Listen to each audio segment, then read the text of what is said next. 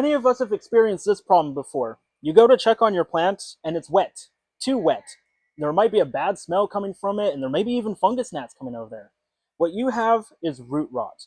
We're going to show you how to prevent, identify, and fix root rot in the event of it happening. Root rot is caused by overwatering your plant, and it creates an anaerobic environment, which means lack of oxygen.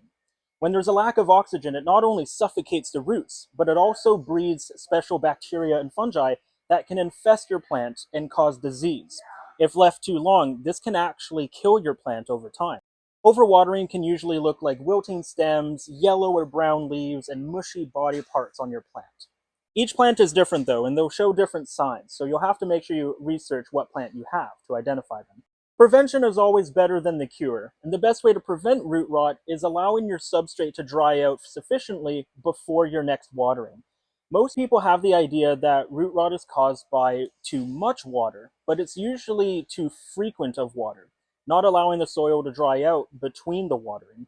The exception, of course, would be if you have a pot that doesn't have drainage holes. You'll then have to monitor the volume of water you're putting into the pot as well. There's different ways you can check to see how much moisture is still in the soil. The first one would be taking the plant out of the pot and checking the roots. If it's still damp, especially around the bottom, there's no need to water it. The other option would be taking a wooden stake or a bamboo skewer and sticking it in the soil. If you pull it out and soil is stuck to it or it's damp, then there's still moisture. The other option would be using a moisture meter. This is the one that you would put into it and you would turn it on and it tells you how much moisture is in it.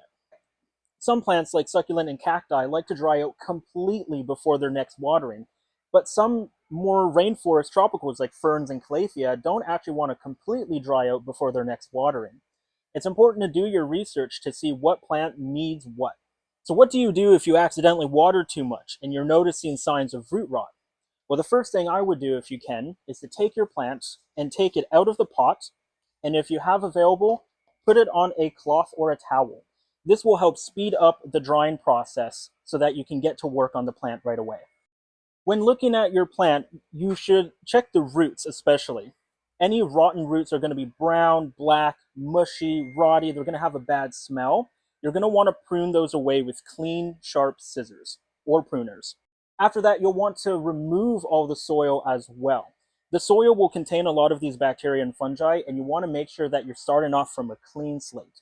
You can also use a 1:4 ratio of hydrogen peroxide to water, and you can spray the roots or actually soak the plant for a few hours. This will help supply a little bit of oxygen to the roots as well as killing off any harmful bacteria. After that, you'll want to replace the soil, and especially adding some amendments like pumice, perlite, or bark to help with aeration.